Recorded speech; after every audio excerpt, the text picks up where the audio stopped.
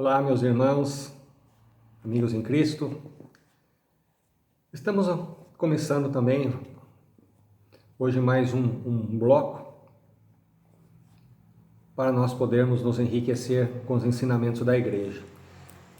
Já temos várias apresentações sobre a fé, sobre a oração, e achei conveniente fazer um em separado sobre os Salmos. E vamos deixar aí gravado para vocês, para quem quiser aprender ou recordar, né? Talvez já tenha conhecimento, mas recordar alguma coisinha a mais sobre a riqueza dos Salmos na vida da igreja. Nós deixaremos então gravados esses novos apresentações dentro desse bloco, rezando com os Salmos. Vamos pedir a luz de Deus, para que sempre, em todo momento, tudo transcorra segundo o seu Espírito. Iluminai, Senhor, minhas ações e ajudai-os a realizá-las, para que tudo comece e em vós termine aquilo que realizarmos por Cristo nosso Senhor. Amém. Em nome do Pai, do Filho e do Espírito Santo. Amém. Resolvi então fazer um bloco em especial sobre os Salmos, sobre a riqueza dos Salmos. Não só para a Igreja Católica, como para a tradição judaica, é um livro de oração por excelência. Nós vemos lá no Antigo Testamento, né, são 150 salmos dentro do Saltério, e não só eles, mas nós vemos também em muitos outros trechos, dentro do Deuteronômio, dentro dos profetas, dentro dos provérbios, tantos outros momentos também de orações de súplica e louvor, que caberiam muito bem também dentro do livro dos Salmos. Mas foi definido que os Salmos seriam 650 e tanto dentro dos livros judaicos como os dos nossos livros cristãos, também ficam esse saltério formado por 150. Então, meus queridos, desde os tempos antigos, antes de Cristo, já se rezava os salmos nas orações litúrgicas da história do povo judaico. Alguns no templo, outros em momentos especiais de peregrinação, quando eles das suas casas faziam a viagem anual para o templo, que era um preceito dentro do judaísmo, fazer uma viagem anual, ou às vezes para apresentar o primogênito da família. Existiam salmos que eles cantavam pelo caminho, durante o tempo de peregrinação.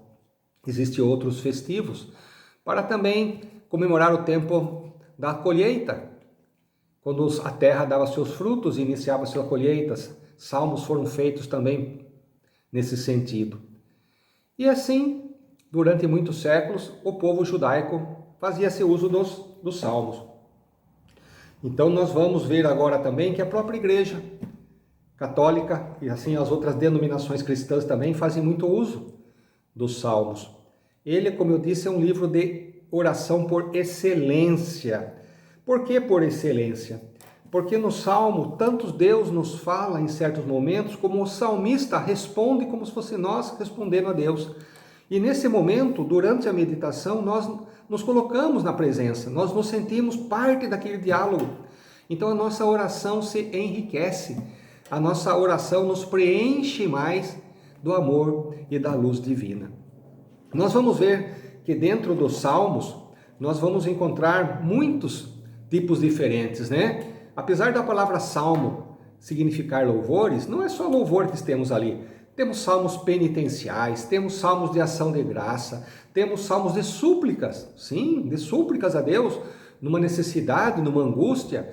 Temos salmos dedicados de confiança, onde nós colocamos a nossa confiança no Todo-Poderoso. Temos também salmos de meditações, salmos de lamentações nos momentos de dificuldades, como aquele que nós encontramos quando o povo preso lá na Babilônia ia na beira do rio e lamentava a Deus à distância da terra prometida quando eles estavam cativos. Ali foram escritos salmos também, salmos de lamentações.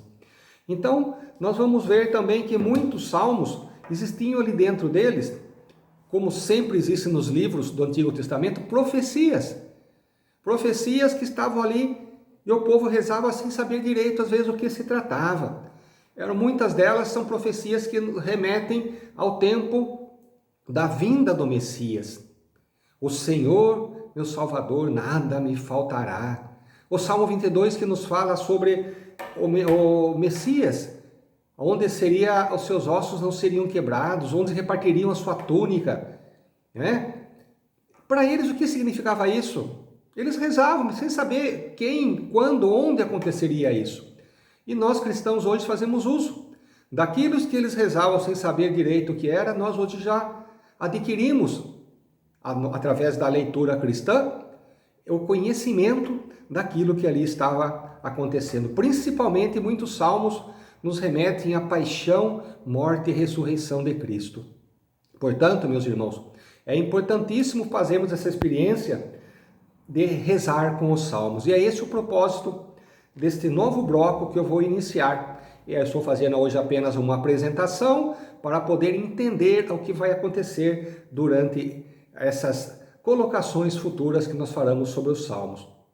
Às vezes até nós questionamos, né, a importância deles. Aí a igreja nos lembra, a Virgem Maria e o próprio Jesus rezavam os salmos. Sim, se nós estivermos atentos e abrirmos ali em Lucas, no Magnífica, nós vamos ver Maria citando partes do Antigo Testamento naquele momento de louvor a Deus, de glorificação a Deus, trechos tirados do Antigo Testamento e outros tirados dos Salmos. Aí as pessoas podem dizer, então Maria plagiou o Magnífica? Pelo contrário, né? Aí mostra como ela era uma mulher de oração, como ela conhecia as Escrituras antigas, isso sem ter, como nós temos hoje em casa, as Sagradas Escrituras, do jeito que nós conhecemos. Antigamente eram alguns rolinhos, né? Feitos em pergaminhos, uns papiros que ficavam só nas sinagogas, ninguém tinha na casa. Mas ela, por ser uma mulher de oração, ela com certeza participava dos cultos, sinagoga, participava de orações na casa. Diz a tradição que o pai dela seria um sacerdote, né? Joaquim. Então ela era uma mulher de Deus, toda de Deus. Então, Magnífica, ali nós vemos Maria citando trechos dos Salmos. Jesus, sim, se nós abrirmos lá em Marcos, no capítulo 14, versículo 26, ali na última ceia, antes de Jesus sair para ir ali para o Getsêmani, onde ele seria preso e depois, né, crucificado, ali Marcos fala, após as leituras dos Salmos, ele saiu com seus discípulos. Então Jesus também rezava com os Salmos. Por que nós também não fazemos esse aprendizado? Chegou-se para Jesus certa vez os discípulos e perguntaram, Senhor, ensina-nos a rezar como João Batista ensina os discípulos dele. Então vocês veem que rezar é algo que precisa ser aprendido. Não é algo nato nosso, né? É algo que tem que ser aprendido. E os livros dos Salmos seria o suprassumo, aquilo de mais importante que a Sagrada Escritura nos reserva para nós aprendermos a ter esse diálogo com Deus, essa aproximação com Deus que nós chamamos de oração. E dentro dos Salmos nós vamos nos enriquecer com algo muito importante. As Sagradas Escrituras nos ensina, especialmente lá em Isaías, que o Espírito Santo derrama sobre nós 7 dons. Não vamos entrar aqui em detalhes, mas os 7 dons começam com o dom do temor a Deus. Aí vem discernimento, ciência, fortaleza, discernimento, piedade e sabedoria. A sabedoria é o último dos dons. É o dom que o ser humano, quando chega a esse ponto, ele está em comunhão perfeita já com Deus. É a santidade de vida já aqui na terra, né? Seria a união perfeita com Deus. Mas tudo começa com o temor. Temor de Deus, que é o início de tudo. Quando nós falamos em temor de Deus, o temor não quer dizer aqui medo, mas sim respeito. Respeito profundo e medo de ofender a Deus, nosso grande amado, nosso grande amor. Aquele que nos ama ao ciúme. Então o temor a Deus é isso. O dom do temor a Deus é o primeiro de todos eles, que nos faz nós termos então esse desejo, esse medo de ofender a Deus, esse respeito profundo, uma piedade filial para com o nosso todo Criador. E esses salmos nos levam a vivenciar isso. A leitura e a meditação dos salmos nos dá essa graça de sermos realmente tementes a Deus, de cada vez mais crescer dentro de nós um respeito a Deus. Nós vamos ver aquele que às vezes ainda faz brincadeirinha sem graça, relacionado com as coisas de Deus, com as coisas da religião, vai ver que não cabe mais fazer isso e nem participar de roda de amigos que se brincam com as coisas sagradas. Porque o temor a Deus não nos permite participar de coisas frívolas, de usar o nome de Deus em vão. Então, nós vamos buscando nesse conhecimento, viver através das orações do Salmo, adquirir em nós esse santo temor a Deus. E para encerrar esse bloco de apresentação, então, que nós vamos fazer daqui para frente também, desse novo bloco sobre rezando com os Salmos, eu vou fazer uma leitura que não é dos Salmos, mas do livro dos Provérbios. Até porque na Bíblia existem livros da lei, livros históricos e livros sapienciais. São vários, até Jó faz parte dos sapienciais. Entre eles temos os Provérbios, Eclesiastes, Sabedoria e o livro dos Salmos. No centro deles, dos livros sapienciais. E olha o que esse livro dos Provérbios nos diz na abertura, no primeiro capítulo, versículo 1 a 7. Provérbios de Salomão, filho de Davi, rei de Israel, para conhecer a sabedoria e a instrução, para compreender as palavras sensatas dos salmos que nós vamos depois aprender, para adquirir as lições do bom senso, da justiça, da equidade e da retidão, para dar aos simples o discernimento, ao adolescente a ciência e a reflexão, que o sábio escute e aumentará seu saber. E o homem inteligência adquirirá a prudência para compreender os provérbios, as alegorias máximas dos sábios e os seus enigmas, conforme nós vamos depois vendo nos livros dos Salmos.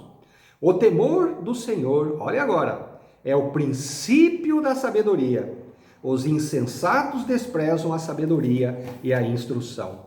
Então, meus irmãos, os Salmos essas leituras que nos levam a adquirir em nós e a buscar e viver esse santo temor a Deus, que é o princípio de uma caminhada que nos leva, através dos outros dons do Espírito Santo, a adquirirmos, se for a vontade de Deus ainda nessa vida, o dom da sabedoria, que é a comunhão perfeita da nossa alma com o nosso Deus.